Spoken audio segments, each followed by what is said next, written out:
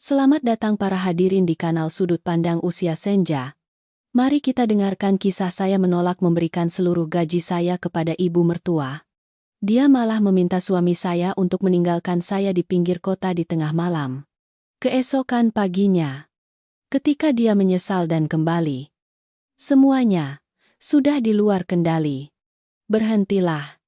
Hentikan mobil ini sekarang, teriak Bapak Hardi nyaring. Menusuk dadaku. Mobil mengerem mendadak membuatku terhuyung ke depan. Ibu Yanti berbalik dari kursi penumpang depan. Wajahnya berkerut karena marah. Saya tanya sekali lagi.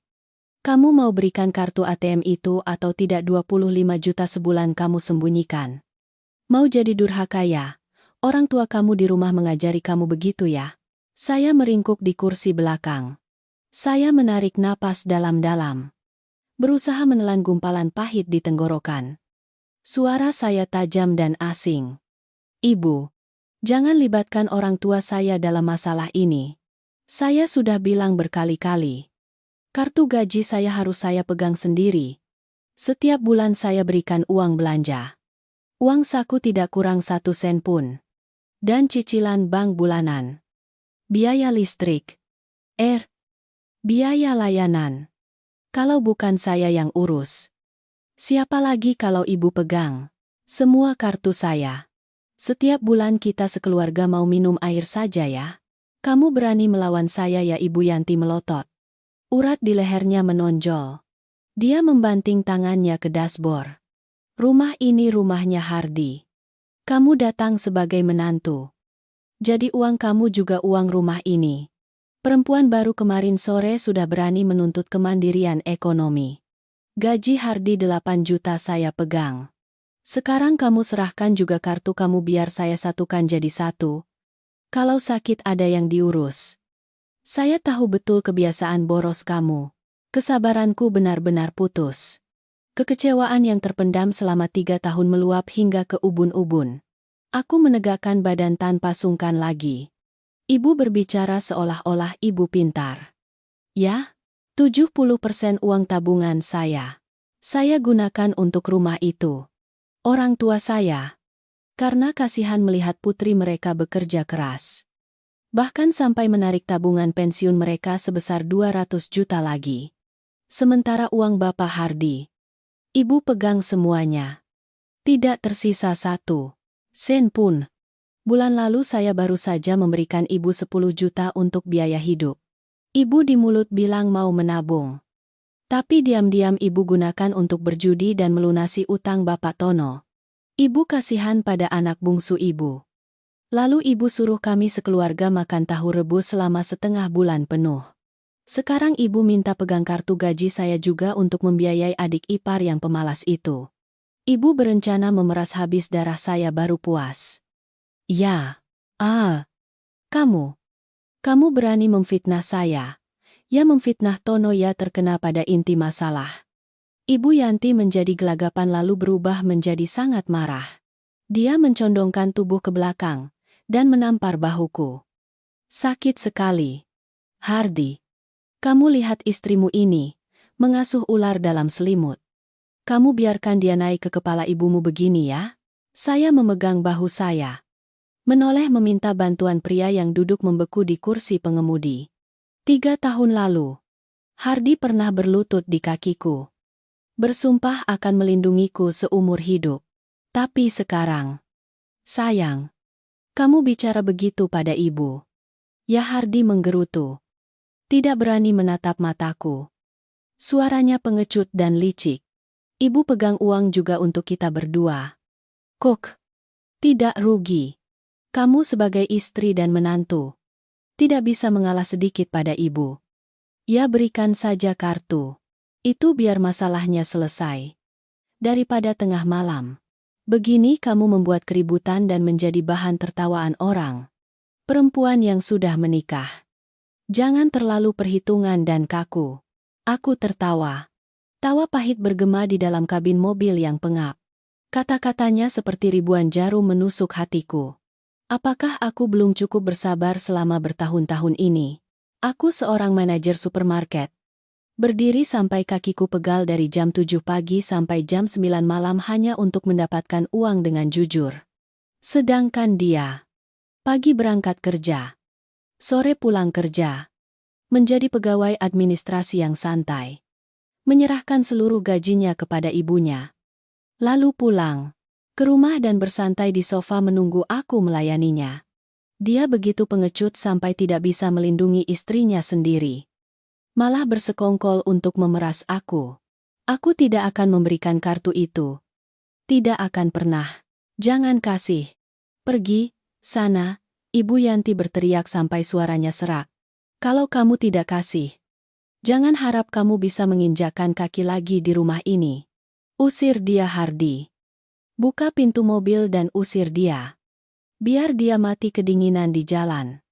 Lihat apa dia bisa mengubah sikapnya yang kurang ajar itu. Aku tertegun.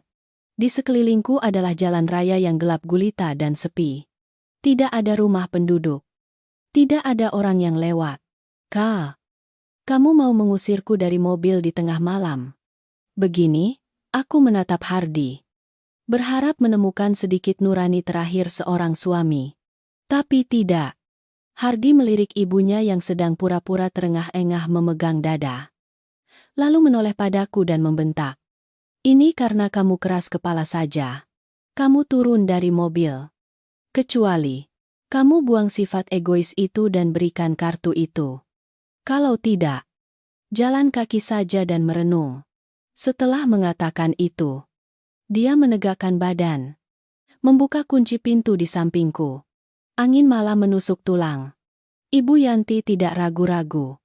Dia menjulurkan tangan dan mendorong bahuku dengan kuat. Kehilangan keseimbangan. Aku terhuyung keluar dari pintu mobil. Tas tanganku terlempar ke jalan. Lututku menghantam aspal kasar dan terasa sakit menusuk. Brak pintu mobil tertutup rapat. Tegas. Tanpa sedikit pun rasa kemanusiaan. Mobil melaju pelan. Dan terdengar suara terakhir Ibu Yanti yang melengking. Kalau kamu bisa membawa dirimu sendiri pulang, siapkan saja kartu gaji itu. Dasar perempuan. Seketika mobil itu melesat pergi. Meninggalkan kepulan debu tebal. Meninggalkanku sendirian di tengah malam yang gelap pekat. Aku terhuyung berdiri. Memungut tas tangan. Mendekapnya erat di dada. Seluruh tubuhku gemetar. Di tubuhku hanya ada piyama sutra tipis dan sepasang kaki tanpa alas kaki yang langsung menyentuh aspal jalanan yang kasar dan dingin. Tidak ada tangisan yang keluar. Seseorang. Ketika didorong hingga batas keputusasaan. Air mata pun menjadi tidak berguna. Berdiri di tengah embun malam yang menusuk wajah. Aku teringat hari pernikahanku. Teringat tatapan bangga Bapak Budi dan Ibu Ani saat mengantar putri mereka ke rumah suami. Lalu melihat kembali penampilanku yang menyedihkan. Saat itu, selama 3 tahun terakhir, aku hidup dengan kesabaran yang rendah hati. Mencurahkan seluruh hati dan jiwaku untuk mendapatkan 2 kata keluarga. Aku menanggung beban ekonomi. Mengurus makan dan tidur. Bekerja. Keras menghasilkan 25 juta setiap bulan untuk menopang sebuah keluarga palsu. Aku secara membabi buta percaya pada pepatah. Perahu mengikuti kemudi. Wanita mengikuti suami. Bersabar demi berbakti. Tapi pada akhirnya, yang kudapatkan adalah penindasan terang-terangan dan kekejaman dari mereka yang mengaku sebagai kerabat. Mereka menganggapku sebagai mesin pencetak uang. Boneka untuk dimanipulasi.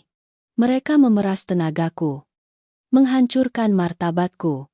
Dan ketika mereka tidak bisa merampas uang terakhir, mereka bersekongkol melemparku ke jalan seperti membuang sampah. Di bawah cahaya lampu jalan yang kuning dan remang-remang. Kaki telanjangku mulai berdarah karena tak sengaja menginjak kerikil. Rasa sakit fisik menjalar ke otak. Tapi itu malah membuat pikiranku lebih jernih dan tajam dari sebelumnya. Sedikit rasa cinta suami istri yang terakhir telah hancur digiling roda mobil itu.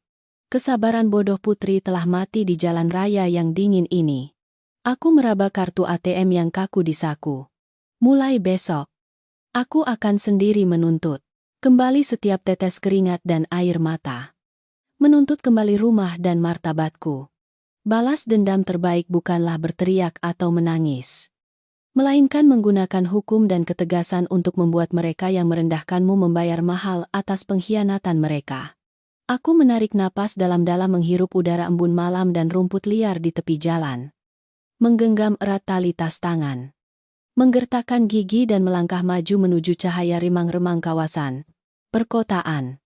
Jalan raya di pagi hari itu sepi dan kosong seperti kuburan raksasa. Tidak ada seorang pun. Tidak ada atap untuk berteduh. Hanya suara angin menderu melewati rumput liar di tepi jalan dan cahaya lampu jalan yang kuning pucat memantul di aspal yang kasar. Aku terus berjalan tanpa tujuan namun penuh tekad. Di bawah kakiku, kerikil-kerikil kering menusuk kulit. Kaki telanjangku berdarah. Rasa sakit menusuk hingga ke otak setiap kali melangkah. Namun rasa sakit itulah satu-satunya yang menahanku tetap di dunia nyata. Aku meraih tas tanganku yang tipis. Satu-satunya harta yang sempat kubawa. Kartu ATM tergeletak di dalamnya. Dingin. Namun menjadi percikan api yang membakar perlawanan dalam diriku. Dinginnya embun malam mulai meresap ke tulang.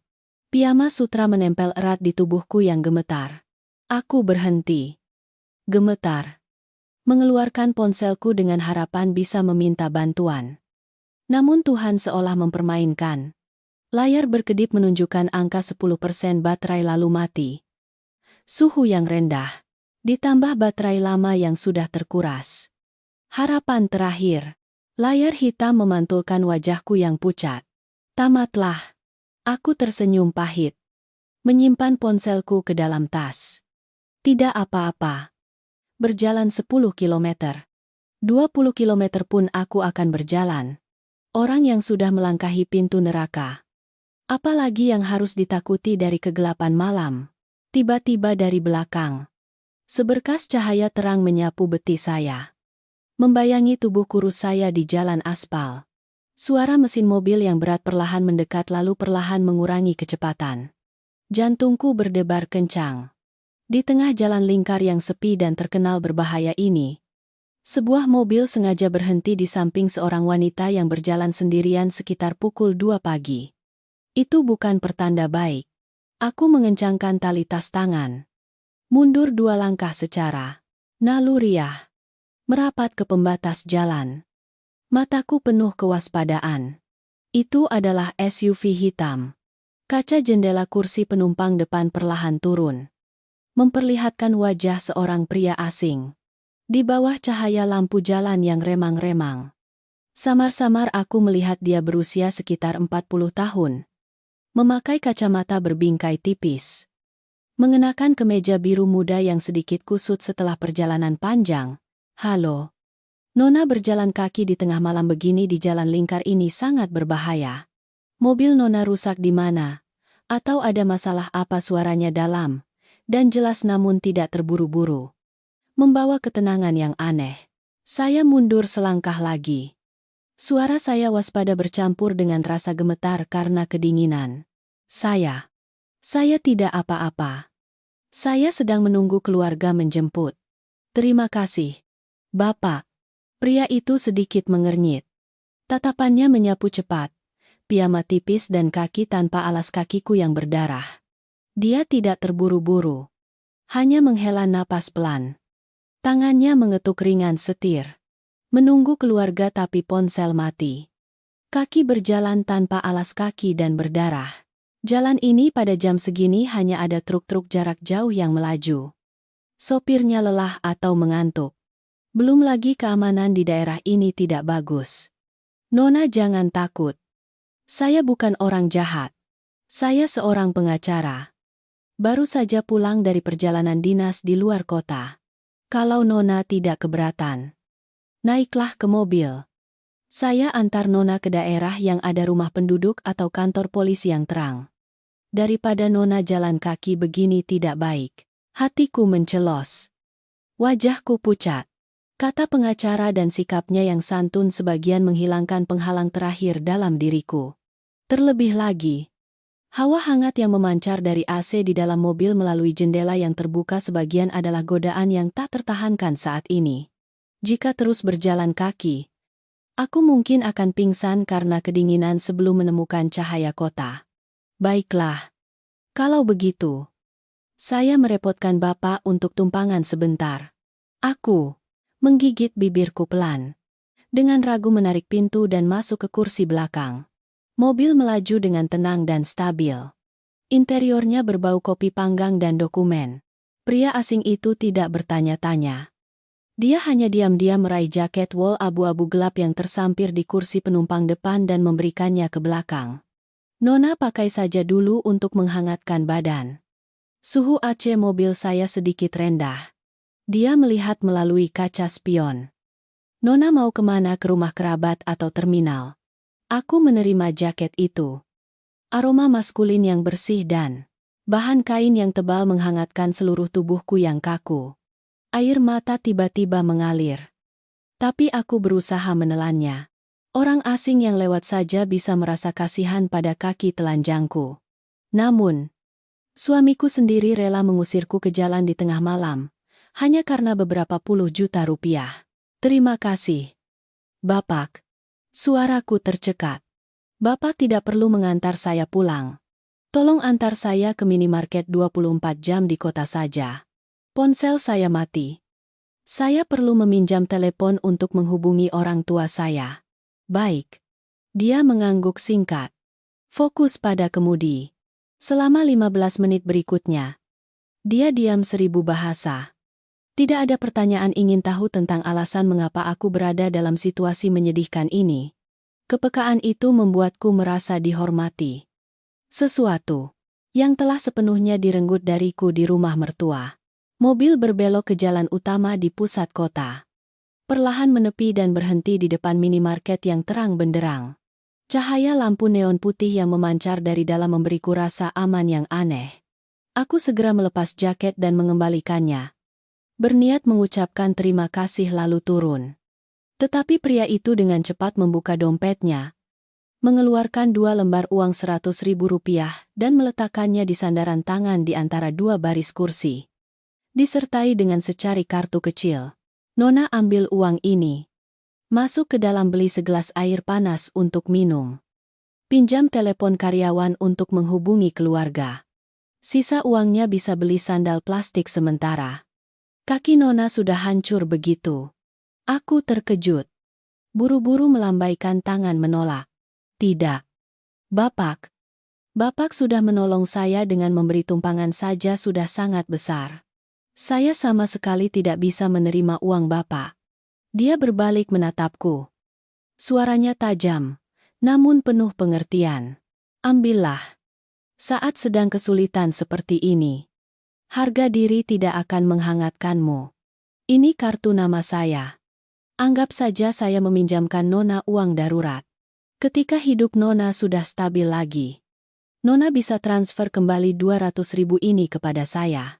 Aku ragu sejenak.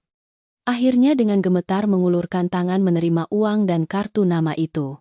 Di bawah cahaya lampu jalan yang masuk ke dalam mobil, tulisan timbul di kartu itu menarik perhatianku. Dengan jelas pengacara Yudis Hairul, spesialis hukum perkawinan dan keluarga.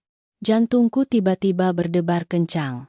Di tengah malam yang gelap gulita akibat pengkhianatan, takdir menuntunku untuk naik ke mobil seorang pengacara yang spesialis menangani perceraian. Sedikit kehangatan dari kebaikan orang asing ditambah dengan julukan di kartu itu seperti tepukan di bahu. Sinyal dari alam semesta yang memberitahuku bahwa sudah saatnya untuk bangkit. Aku menunduk dengan tercekat. Saya Putri. Terima kasih. Pengacara Hairul. Saya pasti akan menghubungi Anda kembali untuk membalas kebaikan Anda. Aku memegang tas tanganku, membuka pintu mobil, dan turun. Kali ini, meskipun kakiku masih menyentuh trotoar yang dingin, aku tidak lagi merasa gemetar. SUV itu berkedip lampu sein pelan lalu perlahan menyatu dengan kegelapan malam. Saya menarik napas panjang, mendorong pintu dan masuk ke dalam minimarket. Bel tanda tamu berbunyi nyaring. Pegawai muda yang mengantuk di shift malam terkejut. Mendongak. Matanya terbelalak heran melihat seorang wanita berbaju tidur tanpa alas kaki. berlumuran darah. Masuk. Mengabaikan rasa malu. Saya langsung menuju kasir. Dick. Saya ada sedikit masalah. Ponsel saya mati. Bisa tolong saya pinjam telepon untuk menelepon keluarga sebentar? Pegawai itu tertegun beberapa detik lalu dengan cepat mengambil ponselnya, membukanya, dan menyerahkannya melalui kaca.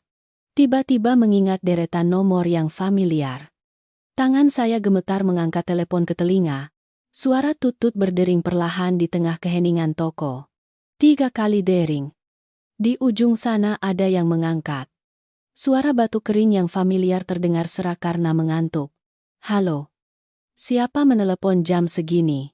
Mendengar suara yang hangat dan penuh pengertian itu. Tembok pertahanan yang kukuh yang kubangun sepanjang jalan raya tiba-tiba runtuh. Air mataku menetes satu demi satu. Asin jatuh ke sudut bibirku. Ayah. Aku menangis terisak seperti anak kecil. Ayah. Bisakah ayah menjemputku? Hardi mengusirku dari rumah. Belum sampai 20 menit kemudian. Suara mesin sepeda motor yang berisik membelah kesunyian malam di depan minimarket. Melalui kaca jendela, aku mengenali Honda Dream milik ayah yang familiar. Ayahku. Bapak Budi. Rem sepeda motor berdecit. Kaki standar belum sempat diturunkan sepenuhnya. Ayah sudah terburu-buru mendorong pintu masuk. Mengikuti di belakang adalah ibuku. Ibu Ani. Masih mengenakan jaket tipis yang usang di atas pakaian rumah. Melihatku meringkuk di kursi plastik di sudut toko. Rambut acak-acakan. Jaket pria menutupi seluruh tubuhku. Ibuku melesat seperti anak panah. Ya Tuhan. Anakku kenapa jadi begini? Nak, ibu memelukku erat. Tangannya yang kasar karena berjualan kelontong mengelus wajahku yang dingin. Ibu terisak. Aroma minyak angin yang familiar dari baju ibu menusuk hidungku.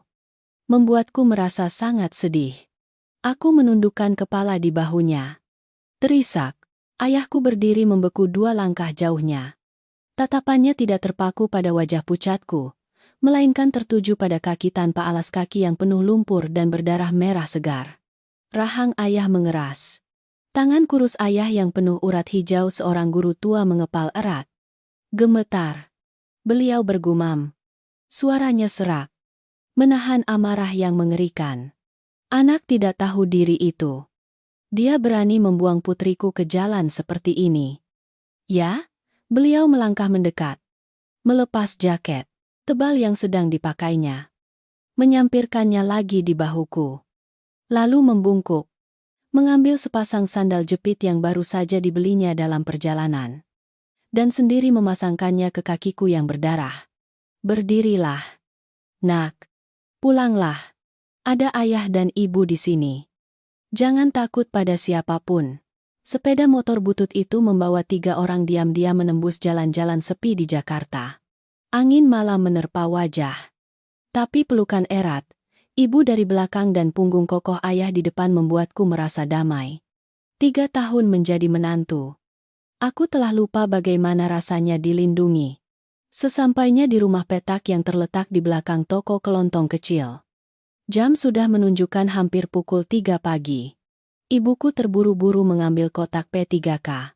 Beliau merebus sember air hangat dengan sedikit garam, lalu sendiri membersihkan lumpur di kakiku. Melihat luka-luka dalam akibat kerikil, ibuku kembali terisak sambil mengoleskan kapas beralkohol merah. Sakit. Ya, kamu pasti sakit sekali. Nak, kasihan sekali kamu. Di tengah malam diusir dari rumah seperti anjing dan kucing. Hardi biasanya berbicara lembut. Kenapa sekarang dia jadi sejahat ini? Ya Tuhan. Saya menggertakkan gigi menahan rasa perih dari luka. Dengan lembut menepuk punggung tangan ibu. Saya tidak sakit. Ibu jangan menangis lagi. Dari dapur, ayah melangkah ke rumah. Tangannya membawa segelas susu hangat mengepul. Beliau meletakkan gelas susu di atas meja kayu. Lalu duduk di seberang saya. Beliau mengeluarkan kacamata bacanya dari saku baju dan memakainya. Kebiasaan setiap kali beliau dengan hati-hati memikirkan masalah serius. Minumlah biar hangat perutmu. Lalu ceritakan pada ayah. Bagaimana awal mula cerita malam ini? Ceritakan dari awal sampai akhir. Jangan ada yang disembunyikan atau dimaafkan untuk keluarga itu. Suara ayah tenang namun sangat berwibawa. Saya memegang gelas susu hangat di telapak tangan. Saya menarik napas dalam-dalam. Mulai menceritakan semuanya. Dari Ibu Yanti yang terus-menerus memeras uang biaya hidup. Membayarkan utang judi Bapak Tono. Hingga malam itu memaksa saya menyerahkan kartu gaji 25 juta rupiah dan puncaknya adalah Hardi sendiri yang membuka kunci pintu dan mendorong saya ke jalan raya yang sepi pada pukul 1 pagi. Setiap kali mendengar air mata ibu saya menetes deras. Ibu memukul-mukul pahanya. Ayah lihat. Kan, saya sudah bilang sejak hari pernikahan. Keluarga itu miskin tidak masalah. Yang ditakutkan adalah kebiasaan hidup yang licik dan bergantung. Ibu Yanti licik. Hardi lemah dan terlalu bergantung pada ibunya. Dia menganggap putri anak kita sebagai mesin pencetak uang. Membungkuk membayar 70% harga apartemen 2 miliar. Uang furnitur rumah ini juga kita yang berikan. Sekarang dia mengusir anak kita tanpa apa-apa. Sudahlah. Nak. Tinggalkan saja. Besok ajukan gugatan cerai. Pulanglah. Ibu akan memelihara kamu dengan sayur dan bubur. Ibu akan menjual toko kelontong juga cukup untuk memelihara kamu. Tidak perlu menanggung malu seperti ini lagi. Ayah saya masih duduk diam. Jarinya mengetuk-ngetuk meja kayu. Setelah beberapa lama, beliau melepas kacamata. Tatapannya menyala dengan tekad kuat seorang yang telah mengajar puluhan tahun. Ibu benar. Cerai pasti akan cerai. Pria macam itu yang tidak bisa melindungi istrinya sendiri malah bersekongkol dengan ibu kandungnya untuk memeras dan menendang istrinya. Buang saja. Tapi, ayah saya berhenti. Menatap lurus ke mataku. Ibu bilang anak itu pergi tanpa apa-apa. Itu salah. Kenapa harus pergi tanpa apa-apa? Saya mendongak menatap ayah dengan terkejut. Ayah saya mengetuk meja dengan jarinya. Menegaskan setiap kata. Anak domba pun kalau terpojok akan melawan. Kamu bersabar demi bakti sebagai menantu. Tapi mereka tidak menganggapmu sebagai manusia. Putri. Ayah tanya padamu. Apakah kamu rela membiarkan mereka merampas keringat dan air matamu begitu saja? Hatiku seperti dilempari api. Membara hebat. Pertanyaan ayah tepat mengenai inti kekecewaan yang mendalam dan kesadaranku di tengah kegelapan jalan raya. Aku meletakkan gelas susu. Menegakkan punggung. Suaraku menjadi dingin dan tajam. Tidak.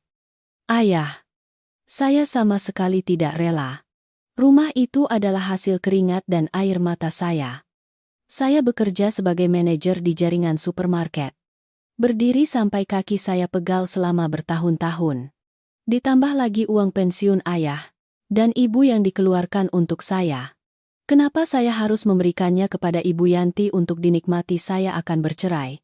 Tapi saya harus mengambil kembali semua yang menjadi hak saya. Ibuku khawatir. Mencondongkan tubuh ke depan.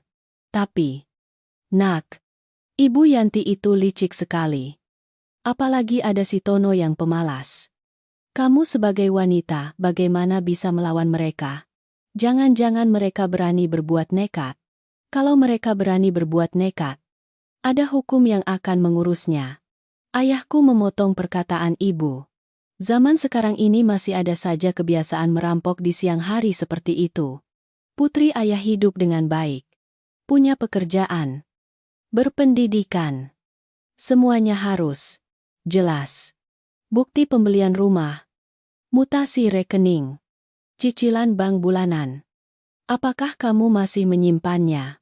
Aku mengangguk yakin. Semuanya saya simpan di email dan aplikasi bank. Bahkan pesan Ibu Yanti yang meminta uang untuk Tono juga masih ada. Tiba-tiba saya teringat kartu nama di tas saya. Lalu mengeluarkannya dan meletakkannya di meja. Malam ini saya menumpang mobil dan kebetulan bertemu dengan seorang pengacara yang khusus menangani masalah perkawinan dan keluarga. Dia membantu saya dan meminjamkan saya 200.000 rupiah sebagai bekal. Saya akan menghubungi pengacara Khairul untuk menyiapkan berkas gugatan ke pengadilan. Ayah saya mengangguk pelan. Wajahnya sedikit lega bercampur tekad. Bagus sekali. Ayah mengajar selama bertahun-tahun. Selalu mengajarkan murid-murid untuk hidup jujur. Maaf. Tapi juga harus tahu membela diri saat terpojok. Kamu adalah putri ayah. Sama sekali tidak boleh menyerah karena orang-orang pengkhianat itu. Besok pagi-pagi ayah akan memanggil taksi. Kamu pulang saja ke apartemen itu. Kumpulkan semua barang pribadi kamu. Bawa pulang semua dokumen penting ke sini. Kita tidak melakukan kesalahan. Tidak perlu sembunyi-sembunyi. Harus mengangkat kepala tinggi-tinggi saat mengambil barang. Tapi bagaimana kalau Hardi dan Ibu Yanti membuat keributan dan menghalangi saya? Ibuku masih gelisah. Jika mereka menghalangiku, aku akan menyalakan rekaman suara dan memanggil petugas keamanan gedung atau polisi setempat untuk membuat laporan. Aku menjawab dengan tenang. Mataku setajam pisau. Mereka ingin mengusirku untuk mengambil alih rumah. Mari kita lihat berapa lama Ibu Yanti bisa berpura-pura ramah atau menangis buaya. Malam itu, saya berbaring di tempat tidur tunggal yang familiar. Teringat masa kecil. Mendengar jangkrik berderik di luar taman kecil. Kaki yang diolesi alkohol terasa sedikit perih. Tapi di dalam hati, semuanya menjadi sangat jelas dan tegas.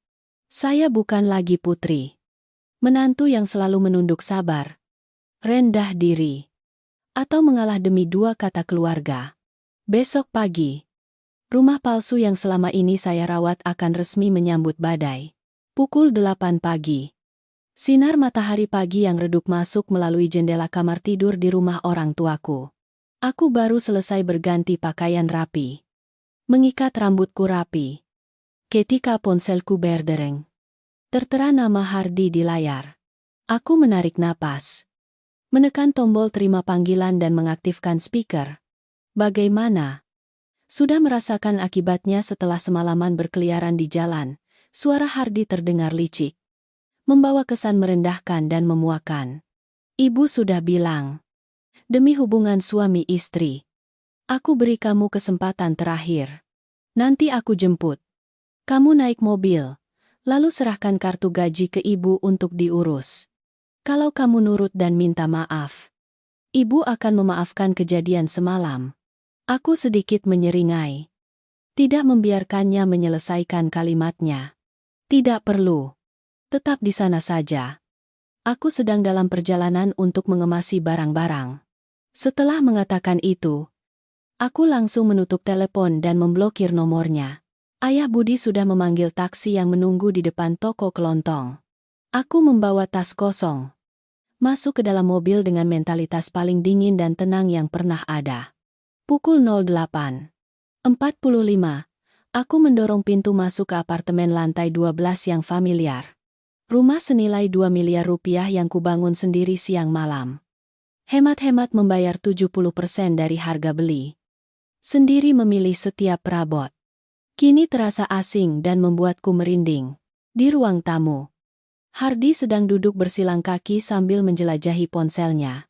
Melihat saya pulang, dia buru-buru menyikut tangan ibunya. Ibu Yanti yang sedang menonton televisi langsung mematikan TV dan bergegas berdiri. Wajahnya langsung tersenyum ramah. Oh, menantuku sudah pulang. Ya, ibu tahu kamu hanya sedikit marah saja. Semalam ibu juga terlalu emosi. Sini duduk. Ibu mau bicara. Dia menepuk-nepuk sofa lalu meraih sebuah buku merah di atas meja dan menunjukkannya padaku. Ini.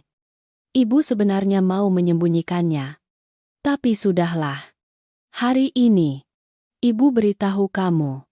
Ibu memaksa memegang kartu gaji kamu itu untuk dikumpulkan di buku tabungan ini. Ini buku yang baru ibu buka dan sudah ibu masukkan 100 juta rupiah. Atra. Ibu pegang uang itu untuk masa depan kalian berdua. Kalau nanti sakit atau melahirkan, masa badan tua ini mau uang kamu. Saya berdiri tegak di tengah ruangan dengan tangan terlipat. Tatapan dingin saya menyapu buku tabungan itu. Sebuah buku tabungan dengan stempel merah. Tapi tanggal pembukaan rekeningnya adalah bulan lalu. Dan uang 100 juta itu, bukankah sama persis dengan uang yang kemarin? Ibu Yanti paksa Hardi untuk cari agar bisa melunasi utang. Judi Bapak Tono, apakah ibu mengeluarkan barang palsu untuk menipu anak kecil? Ibu simpan saja sandiwara ini. Saya berkata dengan nada tajam. Melangkah maju. Buku tabungan atas nama ibu. Uangnya ibu minta saya setor. Lalu kalau besok ibu transfer ke Bapak Tono untuk membeli mobil mewah. Saya mau menangis saja begitu. Jangan kira saya tidak tahu tentang utang judi. Bapak Tono kemarin yang perlu ditutupi. Wajah Ibu Yanti langsung membeku. Senyum di bibirnya miring, lalu menghilang. Kamu bilang apa? Saya bilang saya pulang ke sini bukan untuk menyerahkan kartu atau menjadi menantu yang berbakti lagi. Saya berbalik cepat menatap Hardi. Menegaskan setiap kata. Kita bercerai. Besok saya akan mengajukan gugatan ke pengadilan. Kalian berdua siapkan pakaian dan pindah dari rumah ini. Hardi melompat seperti pegas. Wajahnya merah padam. Kamu gila. Ya, rumah ini atas namaku di kontrak awal. Kamu punya hak apa mengusir ibu dan anak atas nama kontrak awal? Tapi 70% uang cicilan bulanan dan seluruh uang untuk melengkapi interior ditransfer langsung dari rekeningku. Mutasi rekening bank masih kusimpan. Tidak kurang 1 lembar pun. Pengadilan akan membagi berdasarkan proporsi kontribusi dan aku akan membeli bagianmu. Dan sekarang, ini adalah rumahku.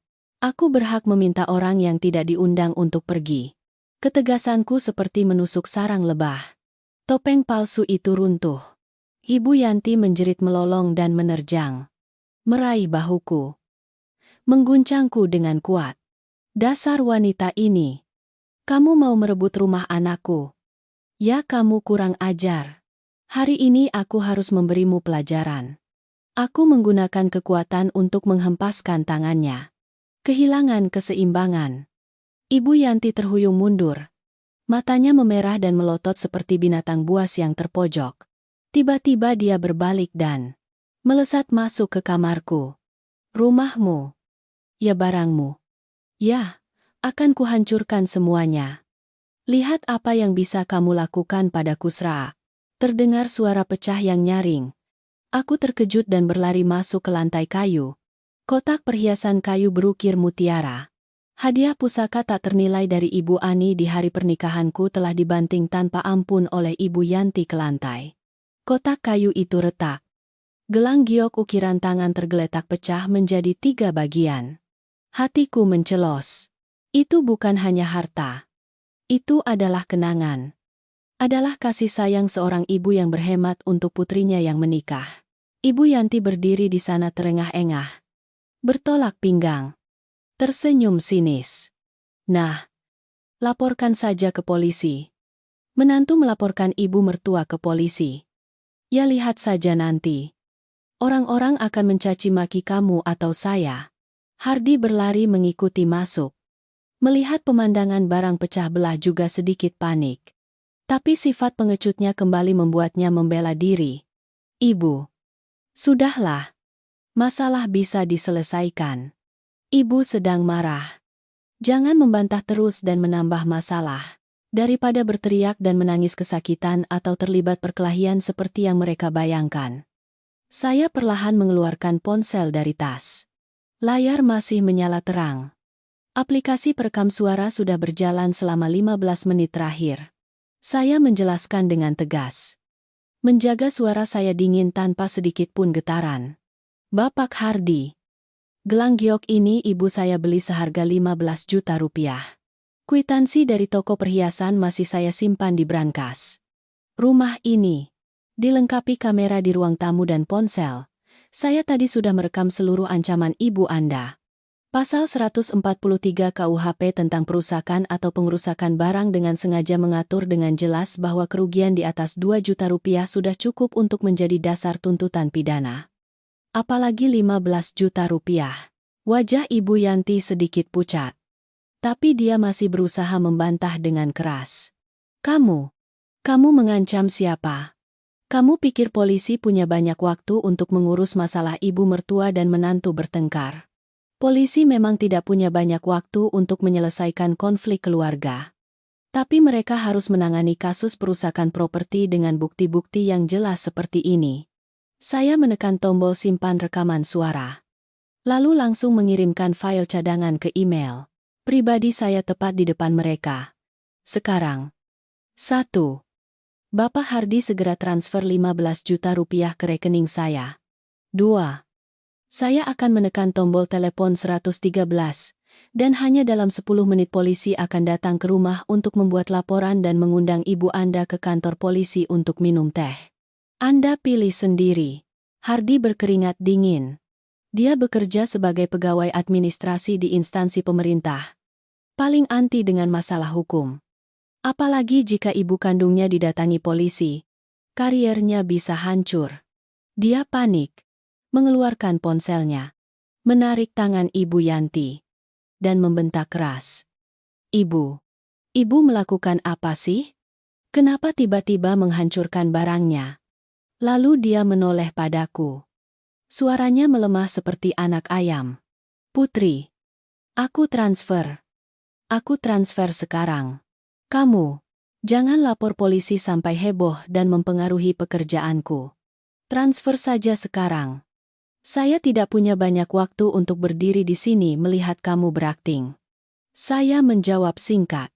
Belum sampai 1 menit kemudian, ponsel saya berbunyi. Saldo rekening bertambah tepat, 15 juta rupiah. Aku dengan dingin mengambil koper besar dari atas lemari. Mulai mengumpulkan semua pakaian, laptop, dan dokumen pentingku ke dalamnya. Selama proses itu, Ibu Yanti terduduk lemas di tepi ranjang. Wajahnya pucat pasi. Tidak berani mengucapkan sepatah kata pun. Sementara Hardi berdiri meringkuk di sudut. Matanya penuh ketidakberdayaan. Menarik resleting koper dengan bunyi kresek. Aku mengangkat koper dan berdiri tegak. Menatap lurus ke arah 2 orang yang gemetar karena malu itu. Hari ini saya ambil sementara 15 juta rupiah untuk barang-barang yang rusak. Sedangkan 70% dari nilai rumah ini, kita bertemu di pengadilan. Saya akan mengambil kembali tidak kurang 1 sen pun. Sampai jumpa kalian berdua. Aku berbalik dan melangkah keluar pintu. Suara roda koper berputar di lantai kayu terdengar tegas dan ringan. Pintu apartemen tertutup. Gedebuk. Mengunci rapat kepalsuan dan intrik di baliknya. Untuk pertama kalinya setelah 3 tahun berjuang keras untuk keluarga orang lain, aku merasa udara di koridor sempit ini begitu segar dan bebas. Pukul 10.30 pagi. Terik matahari awal musim panas menyinari melalui kaca jendela kantor pengacara yang terletak di jalanan kota yang ramai. Setelah meletakkan koper di rumah orang tuaku, saya membawa setumpuk dokumen tebal. Mendorong pintu dan masuk. Kantornya tidak terlalu luas tapi tertata rapi. Memancarkan kesan serius. Pengacara Khairul sedang duduk di belakang meja kerjanya. Membolak-balik setumpuk dokumen. Berbeda dengan penampilannya yang santai saat dini hari. Ia mengenakan kemeja putih rapi. Dasi berwarna gelap. Matanya tajam di balik kacamata minus. Mendengar bel pintu berbunyi, ia mendongak. Matanya sedikit terkejut, lalu dengan cepat berubah menjadi senyum tenang. Selamat pagi, Nona Putri. Melihat Nona datang ke sini dengan penampilan seperti ini, saya tahu Nona baik-baik saja dan sudah mengambil keputusan sendiri. Saya melangkah maju, menarik kursi dan duduk di hadapannya. Tindakan pertama saya adalah mengeluarkan 2 lembar uang 100.000 rupiah yang rapi dari tas tangan saya dan meletakkannya di atas meja. Mendorongnya ke arahnya. Selamat pagi, Bapak Khairul. Melunasi utang kepada penolong sebelum membahas pekerjaan. 200.000 ini semalam sangat berharga bagi saya. Setara dengan nyawa. Terima kasih, Bapak. Khairul tertawa kecil. Dia tidak sungkan. Mengulurkan tangan mengambil kedua lembar uang itu dan menyimpannya di dompetnya. Nona adalah orang yang lugas. Itu sangat bagus. Dalam kasus perceraian dengan sengketa harta gono gini, kelugasan dan kejernihan emosi adalah senjata paling tajam. Jadi, pagi ini Nona sudah melakukan apa saja.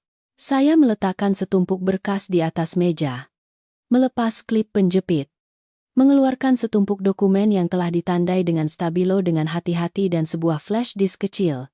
Pagi ini saya sudah mengemasi semua barang dari apartemen itu. Ibu mertua saya menghancurkan gelang giok pusaka saya. Saya sudah merekam semua ancaman itu. Mengancam akan melaporkannya ke polisi atas tuduhan perusakan properti dan memaksa suami saya untuk segera mentransfer ganti rugi 15 juta rupiah. Uang sudah masuk rekening. Barang sudah saya bawa. Sekarang saya ingin mengajukan gugatan cerai dan yang terpenting, saya ingin mendapatkan kembali 70% nilai rumah beserta uang biaya hidup yang telah ia curi. Khairul mengangkat alisnya. Matanya berbinar dengan jelas menunjukkan kekaguman. Dia memegang flash disk itu, memutarnya di tangannya. Luar biasa. Refleks dan kemampuan Nona dalam mengumpulkan bukti jauh lebih tajam dari banyak klien yang pernah saya temui. Nona tidak menangis dan menuntut haknya secara kosong, melainkan langsung menggunakan hukum untuk menyelesaikan masalah. Sangat berani. Tapi, Khairul berhenti. Menarik selembar kertas A4 putih bersih dan pena, mengetuk-ngetukkannya ke meja. Suaranya mulai berubah menjadi nada profesional yang tajam. Secara hukum, pertarungan ini tidak akan semudah menuntut 15 juta pagi ini. Kita harus membedah setiap masalah. Pertama, rumah itu. Apartemen dibeli setelah menikah. Kan betul sekali. Saya mengangguk. Tapi uang muka dan 70% cicilan bulanan sesuai jadwal ditransfer langsung dari rekening bank saya ke rekening pengembang. Bapak Hardi hanya tercantum sebagai salah satu pemilik di kontrak jual beli. Menurut Undang-Undang Perkawinan dan Keluarga, harta yang diperoleh selama masa perkawinan secara default adalah harta bersama. Khairul menggambar lingkaran di kertas. Ketika di pengadilan, pihak Hardi pasti akan berpegangan pada poin ini untuk menuntut pembagian 50-50. Namun, Pasal 59 Undang-Undang tersebut juga dengan jelas mengatur bahwa pembagian harta harus memperhitungkan kontribusi masing-masing pihak. Apakah Nona memiliki mutasi rekening yang lengkap untuk membuktikan bahwa aliran dana sepenuhnya berasal dari penghasilan Nona dan bantuan dari orang tua? Saya mendorong tumpukan mutasi rekening bank yang sudah dicetak. Semua ada di sini. Penghasilan saya 25 juta setiap bulan. Dia 8 juta. Dia menyerahkan semuanya kepada ibunya. Saya yang mengurus seluruh cicilan bank dan biaya listrik air. Khairul dengan cepat membalik-balik halaman mutasi dan mengangguk. Bagus. Bukti yang kuat. Dengan tumpukan kertas ini, pengadilan tidak bisa membagi dua. Nona akan memenangkan bagian untuk membeli kembali bagian kecil Hardi atau memaksa dia menjual rumah dan membagi sesuai proporsi kontribusi yang sebenarnya. Tapi yang lebih saya khawatirkan adalah poin kedua. Uang biaya hidup yang Nona berikan kepada Ibu Yanti. Nona berikan uang tunai atau transfer? Pertanyaan Khairul menusuk rasa gelisahku. Sebagian besar transfer. Tapi kadang-kadang ada juga yang uang tunai. Aku ragu-ragu.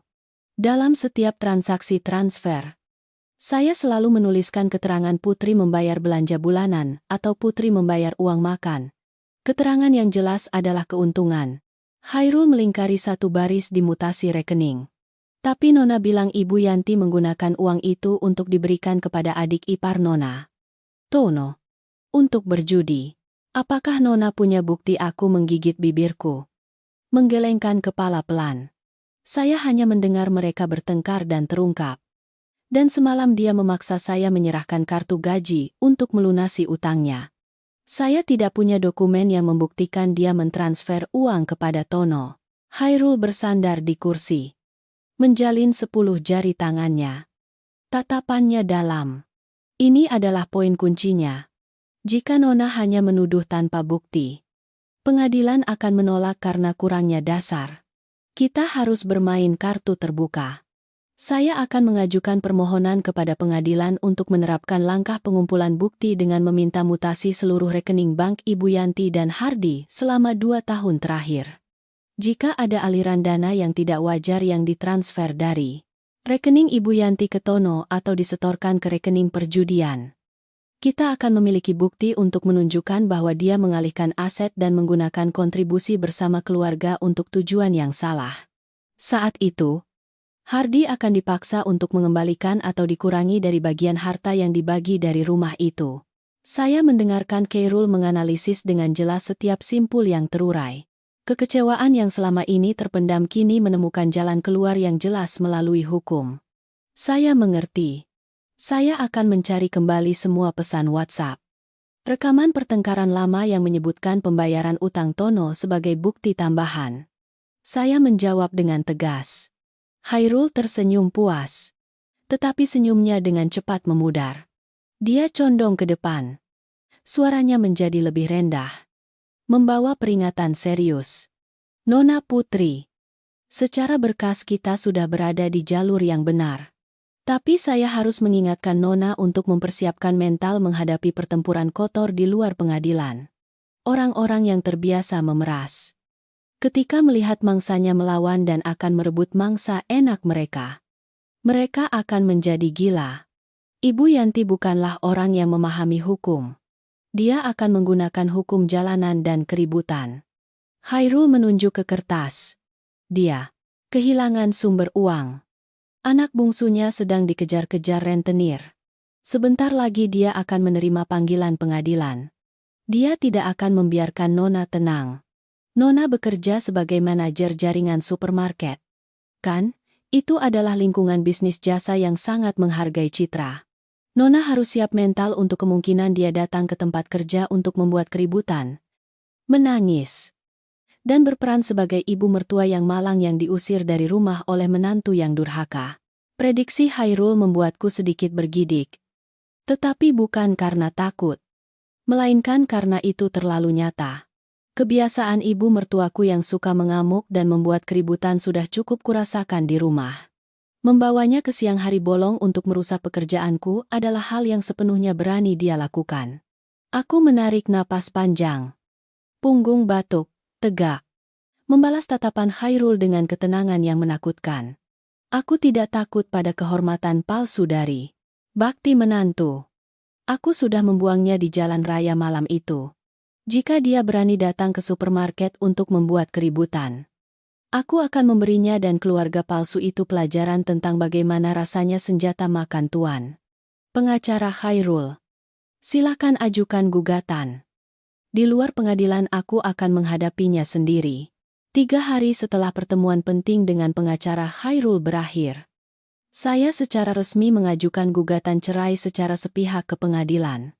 Dan seperti yang diprediksi oleh Bapak Khairul, masalah tidak dimulai dari dokumen hukum, melainkan langsung menyerbu pekerjaan saya. Menerima surat panggilan mediasi pertama dan kehilangan ATM hidup yang setiap bulan secara teratur menyetor 25 juta telah membuat Ibu Yanti gila. Menghadapi risiko harus mengembalikan sebagian besar nilai rumah. Dia memutuskan untuk membuang sedikit harga dirinya yang terakhir. Waktu itu hari Sabtu sore. Saat minimarket tempat saya bekerja sebagai manajer paling ramai pengunjung. Saya sedang sibuk memeriksa tanggal kedaluarsa susu segar di rak ketika saya mendengar suara gaduh dari pintu utama. Oh, bumi dan langit, tolonglah saya. Para hadirin, ada karma buruk? Menantu saya ini mau mencelakai saya. Suara melengking dan melengking yang familiar itu membuatku tertegun. Rasa dingin menjalar di punggungku. Tapi aku segera menenangkan diri. Melangkah cepat menuju area kasir. Di tengah lorong utama, Ibu Yanti sedang duduk bersila di lantai keramik. Rambutnya acak-acakan. Sengaja dibuat kusut. Pakaian rumahnya kusut dan pudar. Sangat berbeda dengan penampilannya yang rapi dan cincin emas berkilauan setiap hari. Dia mendekap wajahnya dengan kedua tangan. Menangis tersedu-sedu. Kakinya menghentak-hentak lantai. Di sekelilingnya, pelanggan yang mendorong troli dan bahkan staf supermarket mulai penasaran dan membentuk lingkaran. Berbisik-bisik. Putri. Kasir saya yang masih muda. Dengan gugup melangkah keluar dari meja kasir dan membungkuk untuk membantu. Nenek. Nenek baik-baik saja, nenek berdiri saja. Nanti menghalangi jalan pelanggan. Nenek mencari siapa? Biar saya bantu panggilkan. Ibu Yanti menepis tangan Putri. Langsung menunjuk saya ketika saya baru saja menerobos kerumunan.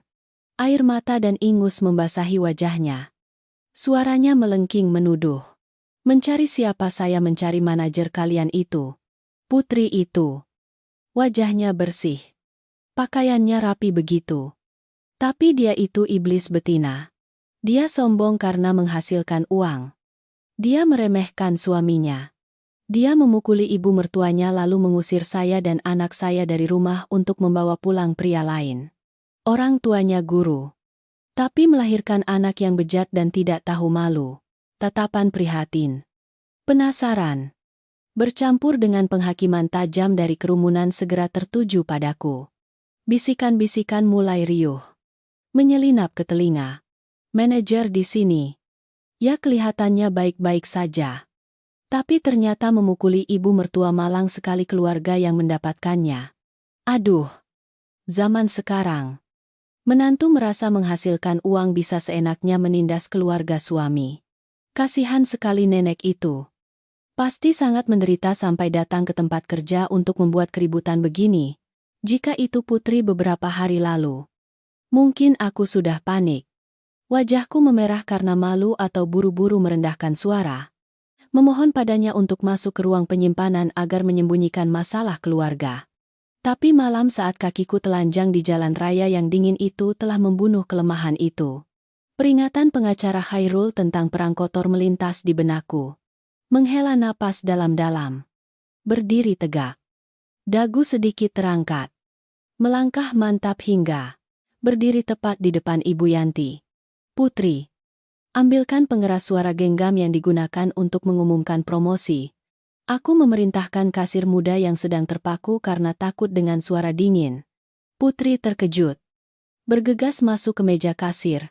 Mengambil pengeras suara plastik merah dan memberikannya padaku. Aku menyalakan sakelar. Suara srek-srek kecil terdengar cukup untuk meredakan bisikan-bisikan kerumunan. Saya memegang mikrofon dan menunduk. Menatap lurus ke mata Ibu Yanti yang berpura-pura basah. Tapi sebenarnya menunjukkan ekspresi puas dan senang. Ibu datang jauh-jauh ke tempat saya bekerja hari ini untuk berakting. Ibu pasti sangat lelah. Tapi ibu lupa apa yang pernah saya katakan sebelumnya. Saya bukan lagi menantu yang diam-diam menelan semua demi ibu manipulasi. Ibu Yanti melihat saya tidak panik. Sedikit terkejut. Tapi kemudian dia semakin membesar-besarkan. Dia berteriak lebih keras. Memukuli dadanya dengan keras. Menunjuk ke arah pelanggan. Kalian dengar? Kan? Dia menyebut ibu mertuanya berakting. Kamu merebut rumah anakku. Kamu mengambil semua uang tabunganku, lalu membuangku yang sudah tua ke jalan. Kamu adalah orang berdarah dingin. Ular berakun. Aku harus membuat seluruh perusahaan ini tahu wajah asli kamu. Aku tersenyum. Senyum tipis mengejek. Mengambil ponsel dari saku seragam. Aku menyalakan Bluetooth. Menghubungkannya langsung ke sistem pengeras suara plafon supermarket. Profesionalisme dalam menangani krisis sebagai seorang manajer ku kembangkan secara maksimal. Ibu bilang saya merebut rumah. Ibu bilang saya memukuli dan mengusir ibu dari rumah. Baiklah. Biarkan semua pelanggan di sini mendengar kebenaran di balik senyum ramah ibu. Ya. Saya membuka file rekaman. Suara dan menekan tombol play. Seketika. Rekaman pertengkaran di apartemen 3 hari yang lalu bergema di seluruh supermarket dengan sangat jelas. Setiap kata. Setiap desahan napas. Kamu berani melawan saya ya, rumah ini rumahnya Hardi.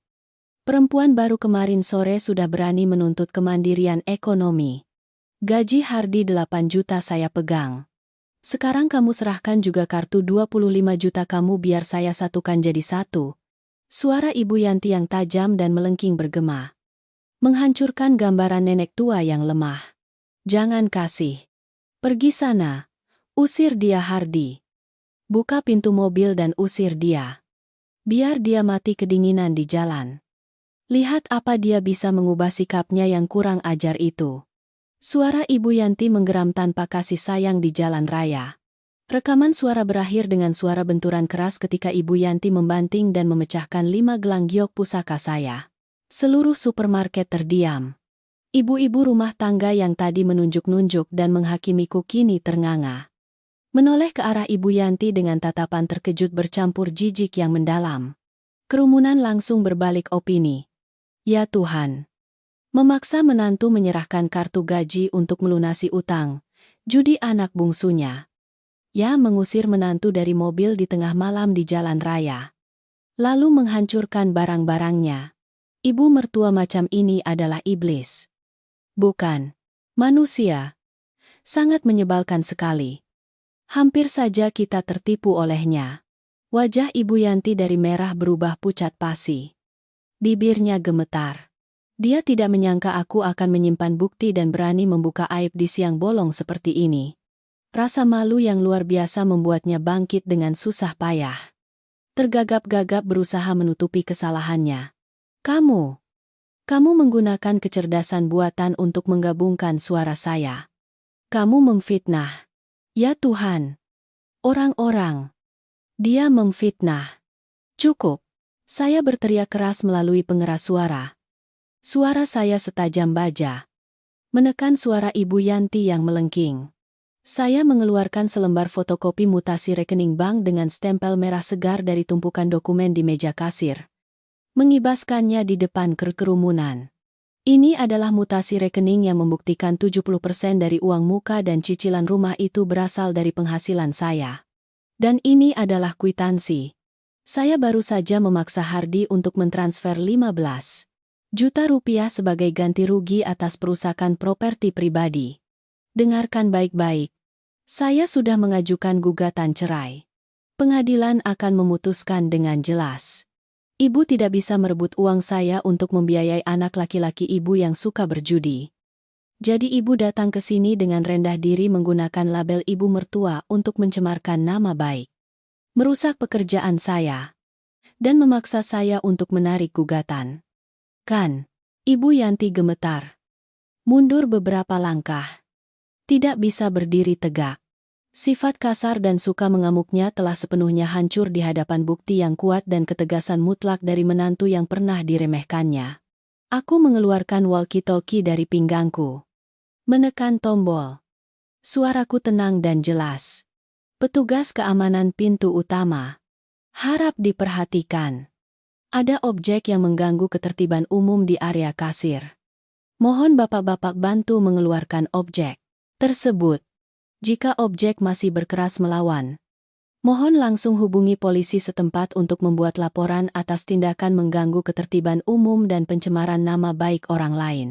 Mendengar 3 kata polisi setempat, Ibu Yanti tersentak seperti disetrum listrik. Sifat licik namun pengecutnya terungkap jelas. Dia panik mengambil tas tangannya di tanah. Terhuyung berdiri. Kamu tunggu saja. Masalah ini belum selesai. Dasar perempuan.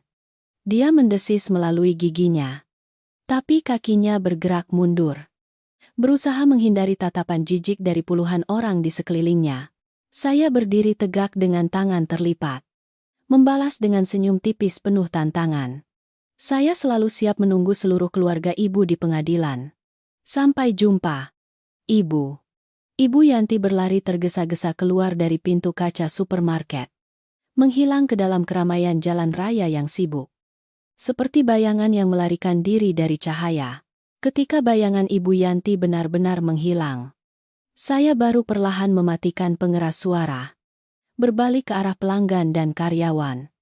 Membungkuk 90 derajat dengan tulus. Saya mohon maaf sebesar-besarnya kepada para pelanggan atas insiden gaduh barusan yang mengganggu waktu belanja Anda. Toko ini dengan hormat akan memberikan setiap struk pembayaran pada jam ini voucher diskon 10% sebagai permohonan maaf yang tulus. Kerumunan bersorak. Tidak hanya tidak merasa tidak nyaman, tetapi juga bertepuk tangan sporadis. Beberapa ibu-ibu dan bapak-bapak yang lebih tua mendekat. Menepuk bahu saya. Mengangguk setuju. Kamu gadis yang berani. Wanita memang harus begitu. Berdirilah tegak. Jangan biarkan mereka menginjak-injakmu dan memeras tenagamu. Kembali ke kantor kecil di dalam. Saya menarik kursi dan terduduk. Menghela napas panjang. Tangan saya yang tersembunyi di bawah meja masih sedikit gemetar karena tegang. Tetapi di dalam hati, ada rasa lega yang luar biasa. Pengacara Khairul benar. Untuk menghadapi orang yang bermain kotor, saya harus memiliki kepala dingin dan bukti yang kuat. Pertempuran di supermarket telah berakhir. Tetapi saya tahu keluarga suami tidak akan melepaskan saya begitu saja. Pukul 9 pagi hari Minggu. Hanya sehari setelah Ibu Yanti membuat keributan di supermarket. Saya sedang duduk di kamar tidur. Asyik menggulir kembali tumpukan pesan WhatsApp lama yang tersimpan di iPad untuk mencari petunjuk tambahan. Ketika saya mendengar bisikan-bisikan dari ruang tamu, saya mengintip dari balik pintu. Orang tua saya sedang menerima tamu. Salah satunya adalah Bibi Lia, ketua RT di kompleks apartemen tempat saya dan suami dulu tinggal. Yang lain adalah Tante Maya, adik kandung Bapak Hardi, yang berarti bibinya. Aku menyeringai. Memang benar. Ketika taktik mengamuk Ibu Yanti terbongkar, Ibu dan Hardi segera beralih strategi. Mengirimkan duta perdamaian ke rumah orang tuaku untuk menggunakan tekanan moral. Tante Maya mengenakan blus sutra bermotif bunga. Tangannya membawa tas berisi buah-buahan yang diletakkan di meja. Mulutnya tersenyum manis palsu. Orang tua besan. Masalah rumah tangga yang retak itu lumrah. Rumah tangga mana yang tidak punya masalah? Cangkir di rak saja kadang bisa bertumbukan. Hardi anak saya itu baik. Sedikit terlalu patuh pada ibunya. Tapi sebenarnya dia sayang istri. Putri anak kita ini marah lalu pergi begitu saja. Itu tidak baik. Wanita yang sudah menikah harus tahu mengalah. Selesaikan masalah di rumah saja. Jangan buka aib di depan umum. Nanti siapa yang malu? Bibi Lia, ketua RT. Buru-buru menimpali sambil menyesap teh lalu mengecap bibir. Betul sekali. Bapak Budi dan Ibu Ani. Kemarin dengar cucu putri menjelek-jelekan ibu mertuanya di supermarket sampai Ibu Yanti malu. Menangis terisak-isak sampai pingsan. Tekanan darahnya naik sampai 200. Meskipun beliau salah. Tapi beliau adalah orang tua. Cucu putri berbuat begitu terlalu kejam. Wanita yang menghasilkan banyak uang tapi tidak tahu bersabar. Tidak tahu menjaga keharmonisan rumah tangga. Kalau bercerai nanti siapa yang mau menampungnya? Sudahlah. Bapak Ibu. Nasihati cucu putri untuk menarik gugatan. Lalu minta maaf saja kepada ibu mertuanya biar rumah tangga harmonis. Mendengar itu, ibu saya marah dan wajahnya memerah. Ingin membantah beberapa kalimat. Tapi ayah saya mengangkat tangan untuk menghentikannya. Bapak Budi perlahan melepas kacamata bacanya dan meletakkannya di meja. Suara klik dari gagang kacamata yang menyentuh meja terdengar hampa. Ayah saya melipat tangan di dada. Menunjukkan raut wajah serius seorang guru tua yang berpengalaman. Saudari Maya. Ibu Lia. Ayah saya berbicara dengan suara rendah, namun jelas. Setiap kata. Kalian bicara malu pada siapa? Lalu saat tengah malam di jalan raya yang sepi tanpa seorang pun. Ibu Yanti dan anaknya mengusir putri saya dari mobil. Di tubuhnya hanya ada piyama tipis dan kakinya tanpa alas kaki. Saat itu, kenapa kalian tidak datang? Dan bertanya apakah dia malu? Kenapa kalian tidak membujuk Ibu Yanti untuk mengalah saja? Tante Maya terkejut. Wajahnya terbata-bata. Tapi, dokter. Saat itu Kak Yanti terlalu emosi dan tidak berpikir jernih. Lagi pula putri kurang ajar. Kurang ajar di mana ayah saya mengetuk meja dengan keras. Memotong perkataan Tante Maya. Putri bekerja keras dari pagi sampai malam untuk membayar cicilan 70% dari apartemen yang Hardi tinggali. Uang listrik, air, makanan setiap hari dia yang tanggung. Sedangkan Hardi anak kalian menyerahkan seluruh gajinya 8 juta kepada ibunya untuk disimpan. Apakah itu yang disebut kurang ajar atau keluarga sana yang memeras kalian menggunakan label sabar sebagai menantu untuk memaksa putri saya menyerahkan kartu gaji untuk membiayai ibu mertua dan adik ipar yang suka berjudi? Maaf. Saya seorang guru. Saya mengajari anak saya hidup berakhlak, berbakti. Tapi saya tidak mengajarinya menjadi pembantu gratisan yang diperas habis-habisan. Bibi Lia melihat situasi semakin tegang, lalu merendahkan suaranya. Bapak Budi, jangan terlalu berlebihan.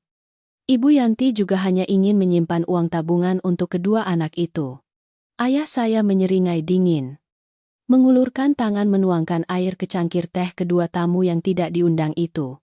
Kalian berdua tidak perlu membela diri. Jika memang tulus, Hardi sudah datang ke sini sendiri, berlutut meminta maaf kepada putri saya.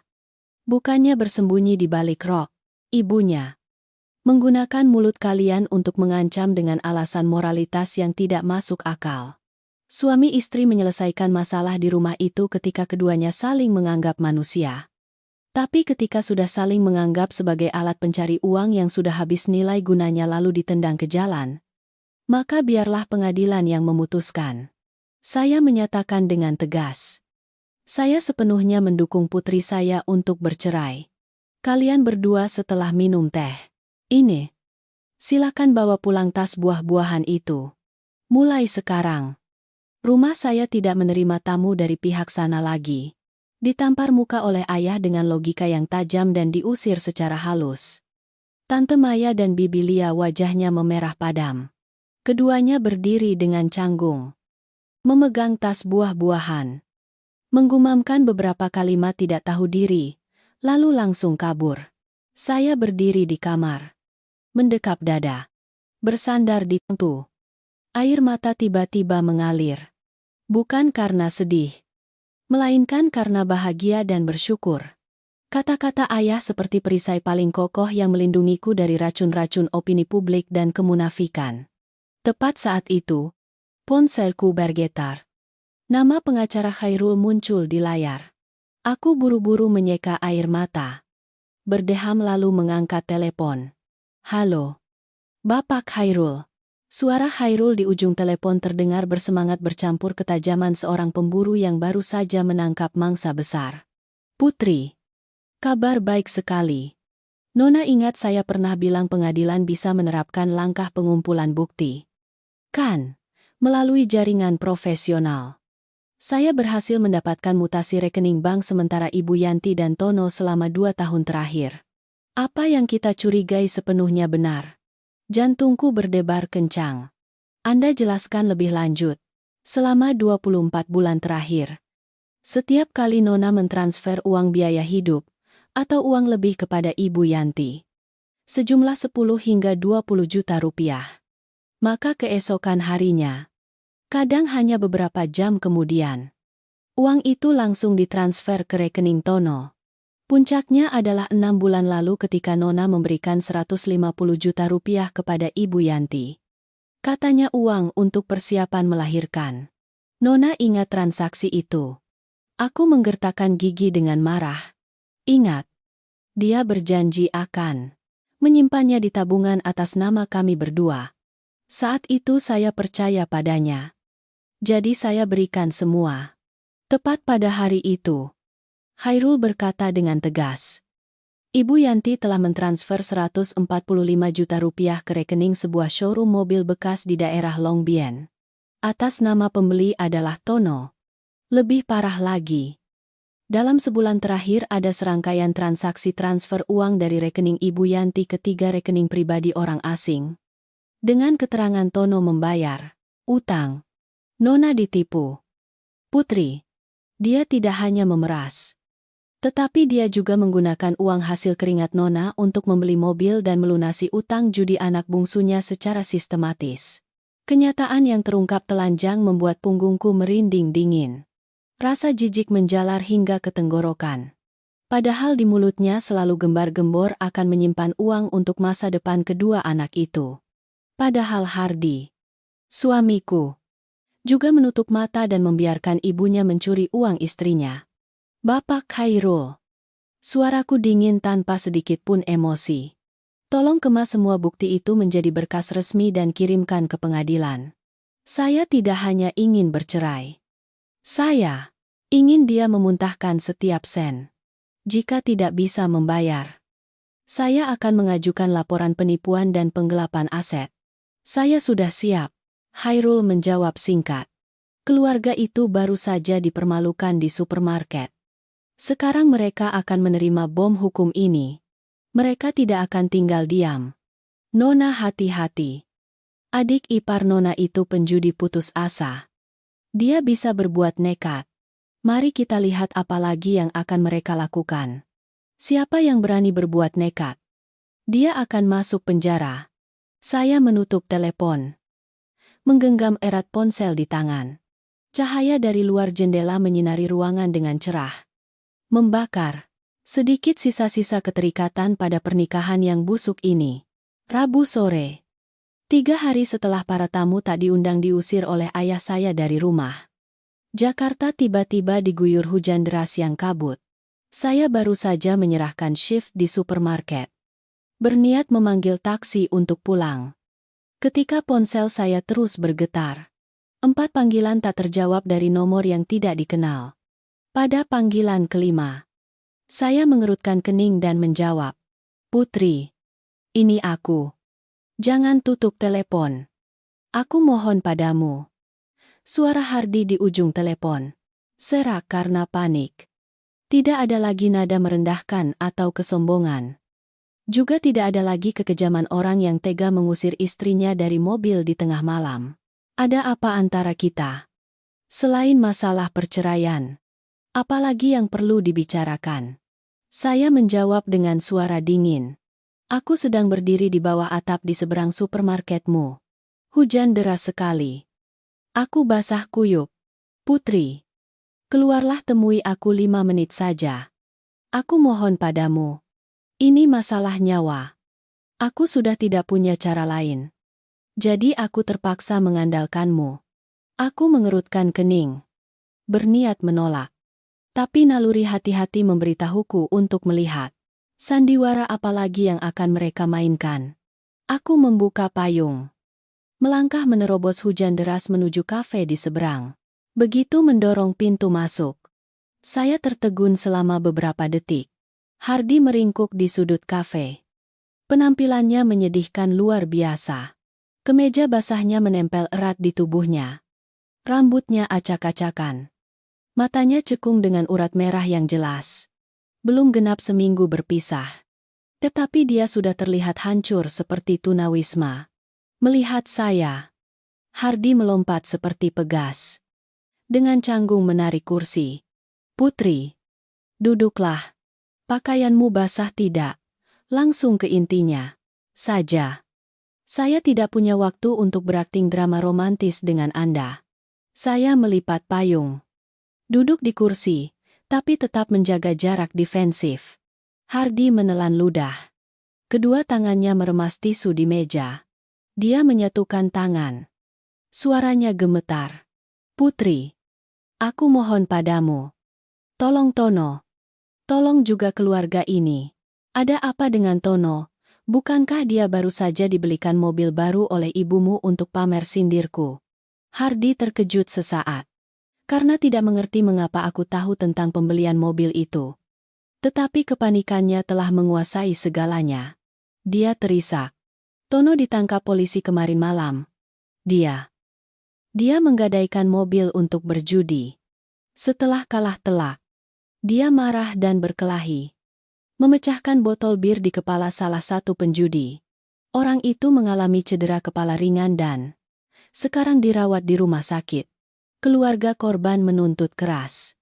Mereka bilang sudah menyiapkan laporan tuduhan penganiayaan yang menyebabkan luka berat.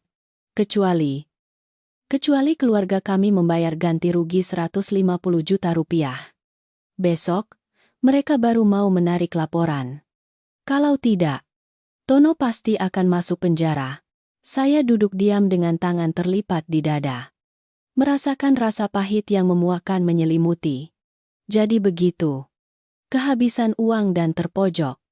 Dan sekarang rahasia itu pun terungkap. Melihat saya diam, Hardi buru-buru condong ke depan. Matanya memohon dengan putus asa. Putri, aku tahu aku salah. Ibu juga salah. Aku minta maaf berkali-kali. Tapi Tono adalah adik kandungku.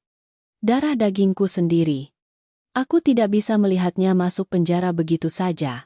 Uang tabungan ibu sudah habis untuk melunasi utangnya. Kamu tarik saja gugatan cerai. Kita jual cepat apartemen itu. Atau kalau tidak, kamu bagi dua saja rumah itu sekarang juga. Berikan aku uang tunai agar aku bisa memberikan kepada mereka sebagai ganti rugi.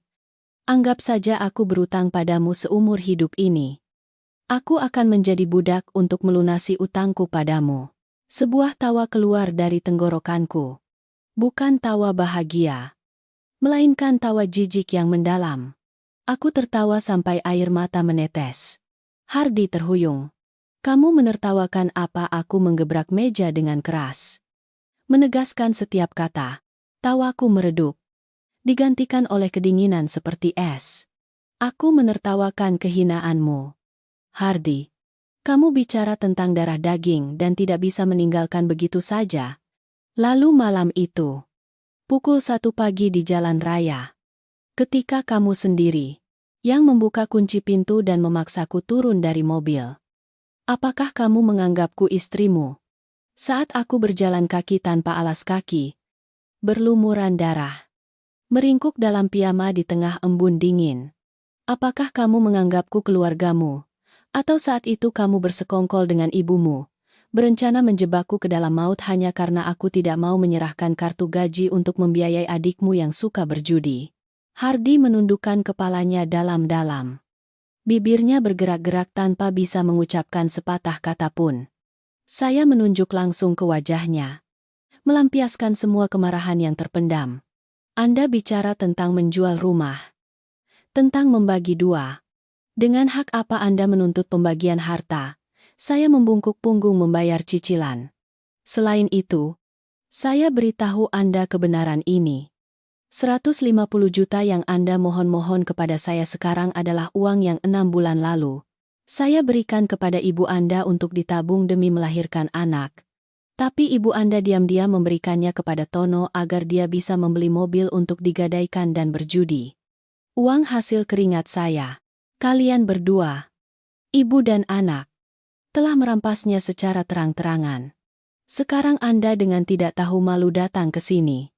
Menyuruh saya menjual sisa rumah untuk menebus kesalahannya. Hardi mendongak kaget. Wajahnya pucat pasi. Bagaimana?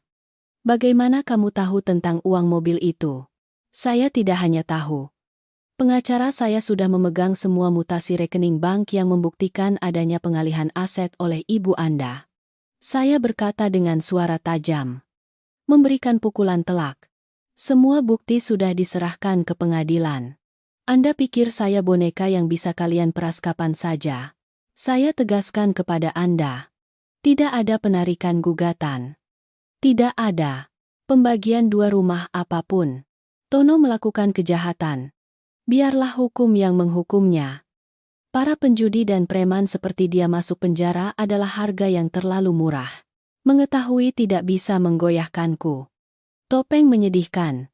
Hardi langsung retak. Sifat egois dan liciknya kembali muncul. Dia menggertakkan gigi. Melotot padaku. Kamu tega sekali kamu mendorong keluargaku ke ujung tanduk. Kamu pikir kamu akan tenang. Hah, aku beritahu kamu. Rumah itu atas namaku di kontrak awal. Kamu tidak mau memberikan uang untuk menyelamatkan Tono. Aku akan menyewa pengacara untuk menggugat balik. Aku akan berlarut-larut tidak mau datang ke pengadilan. Aku lihat bagaimana kamu menyelesaikan prosedur perceraian. Paling lama, tarik ulur saja 3 atau 4 tahun. Kita lihat siapa yang rugi. Aku menggelengkan kepala pelan. Berdiri. Mengancingkan kembali jaket. Menatap pria di depanku. Aku tidak lagi merasakan kebencian. Hanya kasihan pada karakter yang begitu murah. Terserah Anda saja. Saya mengeluarkan uang 50 blue rupiah dan melemparkannya ke atas meja untuk membayar air minum. Berapa tahun pun tarik ulur. Saya akan melayani. Tapi Anda pulang saja dan urus dulu adik Anda yang berharga itu. Oh, lupa. Korban memberi Anda batas waktu sampai besok. Kan? Waktu Anda hampir habis. Tetaplah di sana dan teruslah mengancam. Aku memegang payung. Berbalik dan melangkah keluar pintu. Meninggalkan Hardi duduk membeku di sudut kafe. Suara guntur bergemuruh di luar. Menyatu dengan suara hujan yang deras menghantam kaca. Topeng sudah jatuh. Lapisan kemunafikan sudah terkoyak. Sekarang drama mereka akan memasuki babak paling tragis. Kamis pagi. Pukul 10. Hanya tinggal beberapa jam lagi batas waktu pembatalan tuntutan korban dalam kasus Tono akan berakhir. Dalam hatiku, aku tahu betul. Dengan sifat putus asa keluarga itu, Hardi pasti tidak akan segan-segan melakukan segala cara untuk memeras uang. Tapi aku tidak menyangka dia akan serendah itu sampai-sampai menjadikan nyawa ibu kandungnya sebagai umpan. Aku sedang memeriksa kembali rak makanan segar ketika Putri tergesa-gesa masuk. Wajahnya pucat pasi. Kak Putri. Suami, bukan. Mantan suami kakak Hardi sedang berlutut dan menangis histeris di depan pintu masuk supermarket. Pelanggan berkerumun melihat. Menghalangi seluruh jalan masuk. Saya mengerutkan kening. Merapikan kembali lipatan seragam. Dan melangkah panjang menuju area lobi. Begitu melangkah melewati pintu kaca otomatis. Pemandangan menggelikan langsung menyapa mata saya. Hardi sedang berlutut di atas ubin trotoar yang penuh debu. Dia menundukkan kepala dengan kedua tangan. Memegangi wajahnya. Menangis tersedu-sedu seolah-olah sangat teraniaya. Melihat bayangan saya muncul. Hardi melesat seperti anak panah. Kedua tangannya meraih betis saya. Memeluk erat. Tidak peduli dengan puluhan pasang mata orang yang lewat yang menatap. Putri, aku mohon padamu. Aku bersujud padamu. Ibu hampir mati. Putri Hardi berteriak melengking. Air mata berlinang. Suaranya serak memecah kesibukan kota. Saya mundur selangkah. Berusaha melepaskan tangan yang menempel erat seperti lintah di kaki saya. Suara saya dingin. Sandiwara apalagi ini menjauh. Tidak. Kali ini sungguhan. Aku tidak menipumu. Hardi dengan canggung merogoh saku celananya. Mengeluarkan selembar kertas A4 yang kusut dan gemetar. Lalu menunjukkannya di depanku. Semalam ibu mendengar kabar Tono dipindahkan ke rumah tahanan sementara. Syok berat dan langsung kena stroke. Dokter bilang ibu mengalami serangan jantung akut. Sekarang dirawat di ruang UGD.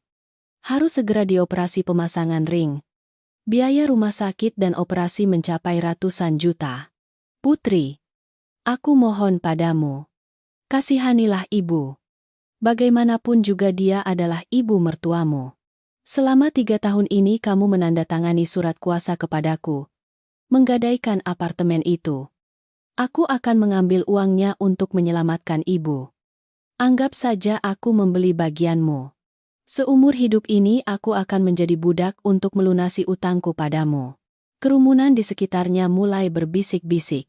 Orang-orang yang tidak tahu tentang kejadian Ibu Yanti yang membuat keributan kemarin menatapku dengan tatapan prihatin dan menyalahkan. Ya Tuhan! Ibu mertua sakit parah di ambang kematian seperti itu. Tapi menantunya berwajah dingin seperti uang. Mungkin ada masalah. Tapi nyawa manusia adalah yang terpenting. Selamatkan orang dulu dong. Strategi menyedihkan. Menggunakan tekanan publik dan rasa kasihan untuk memojokkanku. Hardi mengira di tengah keramaian begini aku akan luluh karena harga diri. Ayah. Aku berdiri tak bergerak. Tatapan tajamku menyapu wajah Hardi yang sedang berkerut kesakitan. Aku mengulurkan tangan dan merebut surat keterangan sakit dari tangannya. Surat itu memiliki kop surat dari sebuah rumah sakit umum besar tingkat pusat. Nama pasien Ibu Yanti. 58 tahun. Diagnosis, infark miokard, akut, Irmibir. Memerlukan intervensi bedah segera. Di bawahnya ada tanda tangan dokter dan stempel merah. Sekilas surat itu terlihat sangat sah. Tetapi kewaspadaan selama 3 tahun hidup dalam kebohongan segera membunyikan alarm di kepalaku. Saya mendekatkan surat itu ke mata. Membaca detailnya dengan cepat. Celah pertama. Tanggal dan waktu masuk rumah sakit tercatat pukul 21.30 tadi malam. Jika tadi malam Ibu Yanti masuk UGD dalam kondisi kritis, mengapa pagi ini Hardi tidak berada di rumah sakit untuk mengurusnya? Malah punya waktu luang untuk mencetak surat. Berlari ke perusahaan, saya dan berlutut pada pukul 10 pagi. Seorang pria pengecut yang selalu bergantung pada ibunya seperti Hardi. Ketika ibunya sekarat, bisakah dia dengan tenang menghitung masalah kuasa gadai rumah seperti ini? Celah kedua dan juga yang paling bodoh. Stempel merah rumah sakit. Berkat sifat pekerjaan saya sebagai manajer supermarket sehari-hari, saya harus mengurus tumpukan faktur dan kontrak yang dicap merah. Stempel pada surat ini memiliki warna tinta yang terlalu rata. Tidak ada noda atau bekas tekanan tangan. Ini adalah hasil scan warna yang canggih. Bukan stempel langsung. Aku melipat surat itu. Melemparkannya langsung ke tanah di depan Hardi. Bapak Hardi. Suara saya terdengar jelas cukup keras agar semua orang yang berkerumun di sekitar bisa mendengarnya. Kemarin di kafe, Anda memohon 150 juta rupiah kepada saya untuk menyelamatkan Tono dari penjara atas tuduhan penganiayaan yang menyebabkan luka berat. Hari ini, pada hari terakhir untuk membayar uang ganti rugi, Ibu Anda tiba-tiba mengalami serangan jantung dan biaya rumah sakit yang perlu dibayar juga kebetulan mencapai ratusan juta. Kenapa kalian berdua, ibu dan anak, tidak membahas skenario ini sedikit lebih teliti? Wajah Hardi sedikit berubah warna tapi dia masih berusaha berkeras dan berteriak. Kamu bilang apa ibu sedang terbaring di rumah sakit sana? Kamu tidak percaya ikut saja aku ke rumah sakit. Bagaimana bisa kamu begitu berdarah dingin dan mencurigai? Putri pergi ke rumah sakit akan memakan waktu terlalu banyak. Saya akan memverifikasinya di sini saja. Setelah mengatakan itu, saya mengambil ponsel dari saku celana dan dengan cepat mencari nomor hotline rumah sakit umum yang tertera di surat itu. Saya menyalakan speaker dengan volume paling keras. Suara dering telepon berbunyi di tengah kesibukan trotoar. Tiba-tiba hening. Halo. Rumah sakit umum. Suara seorang operator wanita terdengar jelas. Selamat pagi, Nona. Saya berkata dengan tenang. Mata saya terpaku pada Hardi yang mulai berkeringat dingin. Tolong carikan di sistem Departemen Gawat Darurat Jantung dari pukul 21.00 tadi malam sampai pagi ini. Apakah ada pasien bernama Ibu Yanti? 58 tahun. Dengan diagnosis infark miokard akut. Nomor KTP adalah 010166. Di ujung telepon terdengar suara ketukan keyboard. Dan setiap detik berlalu, wajah Hardi semakin pucat. Dia berusaha berdiri untuk merebut ponsel saya. Tetapi petugas keamanan supermarket sudah sigap menghalangi. Ya, Nona. Suara operator telepon membuyarkan seluruh sandiwara licik Hardi. Sistem kami tidak mencatat adanya pasien bernama Ibu Yanti yang dirawat dalam 24 jam terakhir. Bagian jantung tadi malam juga tidak ada kasus gawat darurat operasi pemasangan ring. Apakah Nona perlu saya periksa kembali berdasarkan nomor telepon keluarga? Terima kasih, Nona. Itu sudah cukup.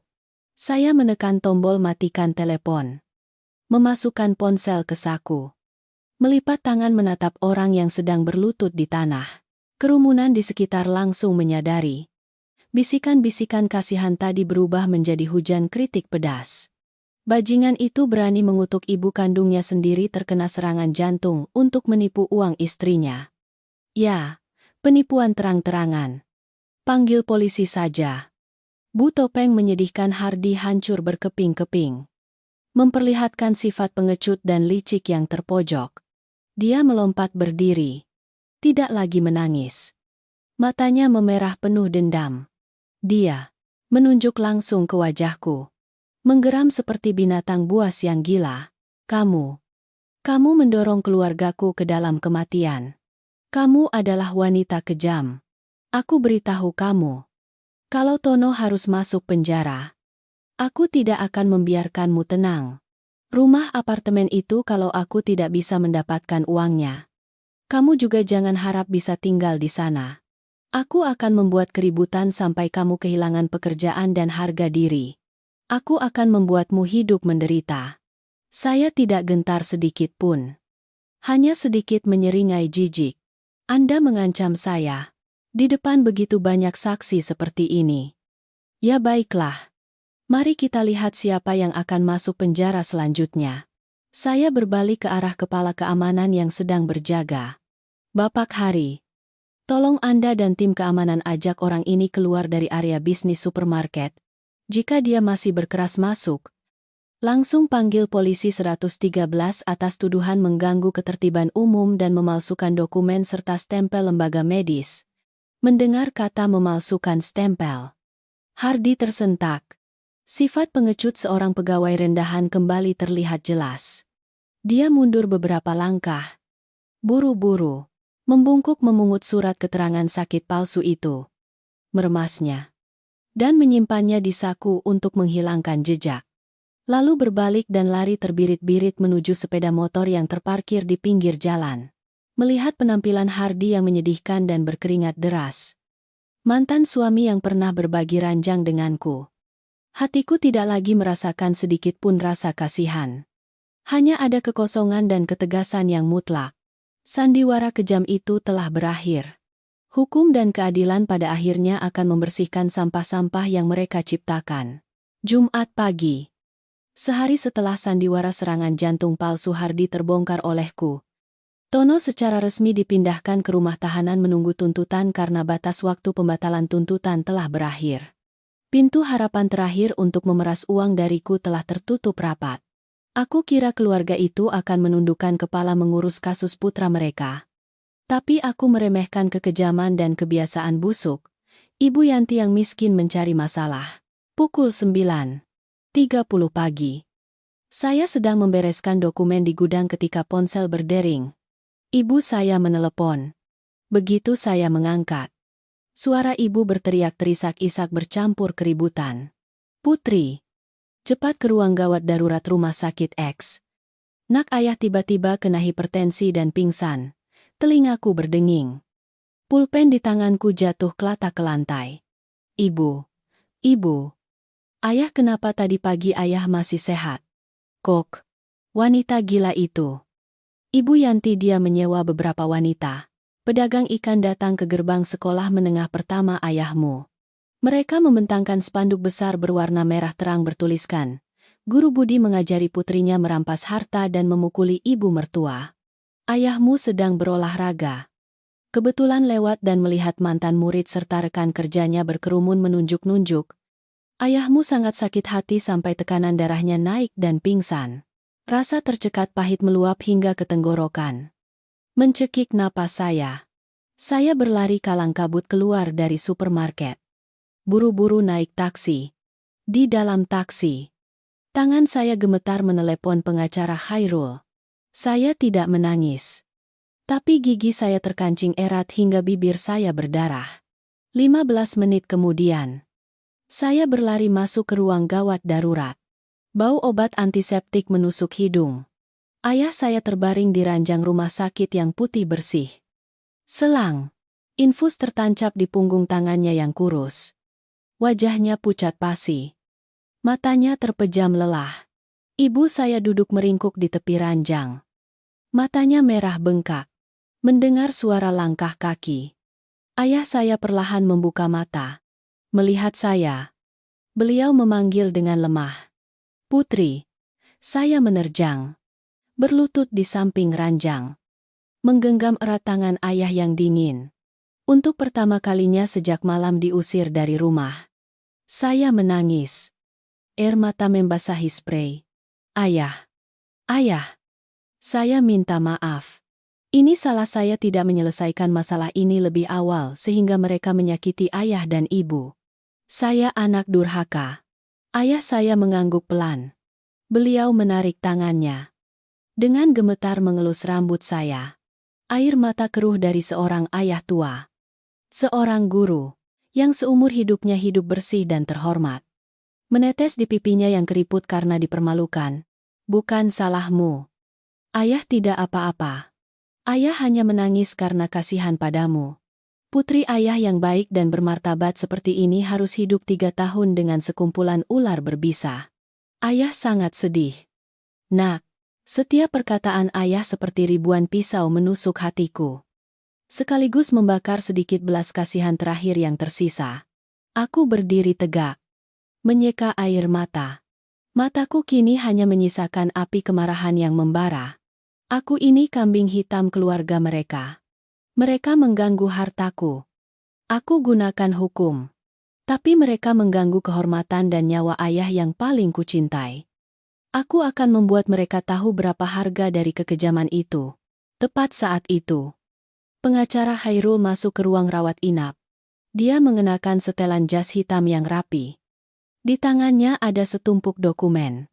Melihat pemandangan di depannya, Khairul berbicara dengan suara sangat tegas. Putri, saya sudah meminta orang untuk mendapatkan rekaman kamera keamanan di depan gerbang sekolah dan merekam seluruh adegan Ibu Yanti beserta kelompok orang itu membentangkan spanduk dan memaki-maki serta mencemarkan nama baik ayah Anda. Kejahatan ini bukan lagi sengketa perdata.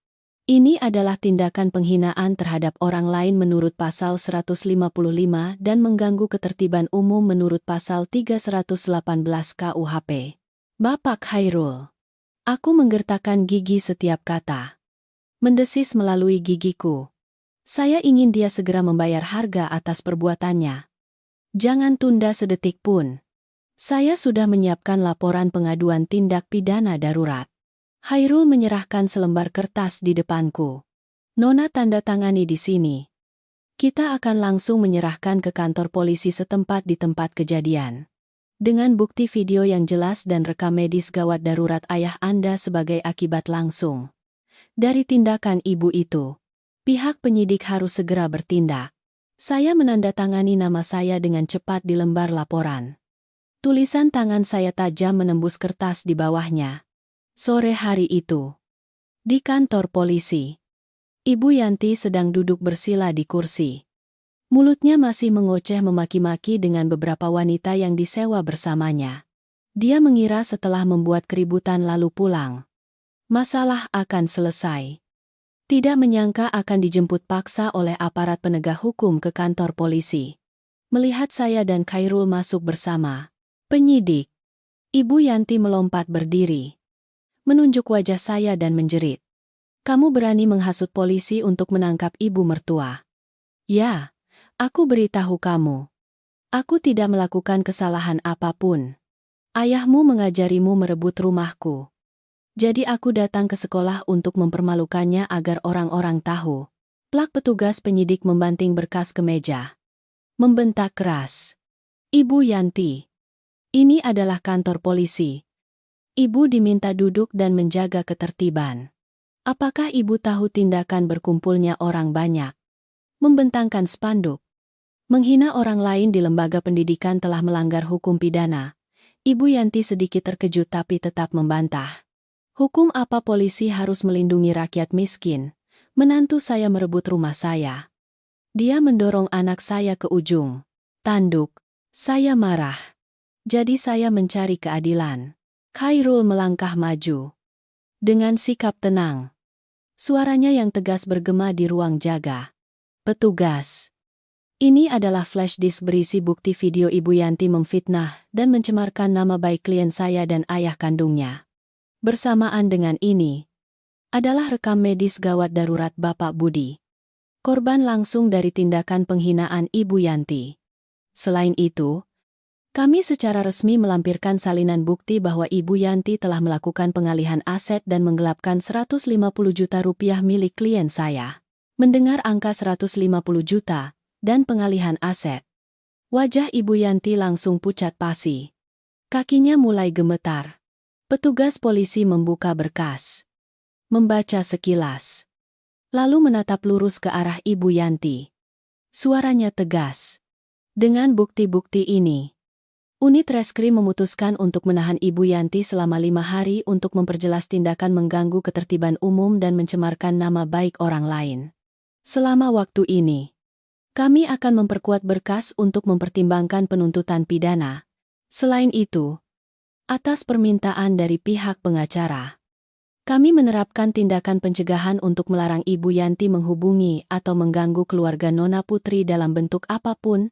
Frase ditahan 5 hari dan penuntutan pidana seperti sambaran petir di telinga. Lapisan keras kepala dan agresif Ibu Yanti hancur total. Dia berlutut di lantai. Wajahnya pucat pasi. Kedua tangannya terkatup memohon kepada petugas polisi. Ya Tuhan. Pak Petugas. Saya mohon. Pak Petugas. Saya sudah tua. Saya tidak tahu hukum apa-apa. Saya hanya hilaf sesaat saja. Mohon bapak-bapak lepaskan saya. Lalu dia berbalik ke arahku. Merangkak di lantai. Meraih kakiku. Putri. Ibu mohon padamu. Ibu tahu salah. Nak, tarik saja gugatanmu. Kalau ibu masuk penjara, siapa yang akan mengurus Hardi dan Tono? Ibu mohon padamu. Nak, berikan ibu jalan pengampunan. Saya dengan dingin menarik tumit saya. Menepis tangan kotornya. Menunduk menatap orang yang gemetar di lantai. Saya menegaskan setiap kata tanpa sedikit pun rasa kasihan. Saat ibu berdiri di depan gerbang sekolah, menginjak-injak kehormatan ayah yang seumur hidupnya bersih itu. Apakah ibu memikirkan jalan pengampunan saat ibu mendorong saya ke jalan raya di tengah malam? Apakah ibu memikirkan 2 kata keluarga? Jangan panggil saya anak. Rumah itu akan saya ambil kembali. Tidak kurang 1 sen pun. Tono sudah masuk penjara. Sekarang giliran ibu membayar harga atas apa yang telah ibu perbuat. Hukum tidak ada tempat untuk air mata buaya. Tepat saat itu, Hardi tergesa-gesa masuk ke kantor polisi. Melihat ibunya diapit oleh 2 polisi. Bersiap untuk dibawa ke ruang tahanan sementara. Dia berlari meraih tanganku. Suaranya tercekat penuh keputusasaan. Putri, kamu setega itu sampai-sampai membiarkan ibu mertua masuk penjara. Saya menatap lurus ke mata cekung pria pengecut itu. Mengucapkan kalimat tegas, lalu berbalik pergi bersama pengacara Hairul. Ibu Anda sendiri yang masuk ke sana dengan keserakahan dan kekejaman hatinya. Keluarga Anda secara resmi telah berakhir. Pintu kantor polisi tertutup di belakang. Langit sore yang redup namun jernih tak terbatas. Hukuman telah dijatuhkan. Menghancurkan sepenuhnya kekuasaan para pengkhianat. Sekarang saya hanya menunggu keputusan terakhir pengadilan. Kisah hari ini berakhir di sini. Terima kasih para hadirin yang telah mendengarkan. Jangan lupa untuk subscribe dan bagikan video ini untuk menyebarkan kisah-kisah yang bermakna. Sampai jumpa di kisah-kisah selanjutnya.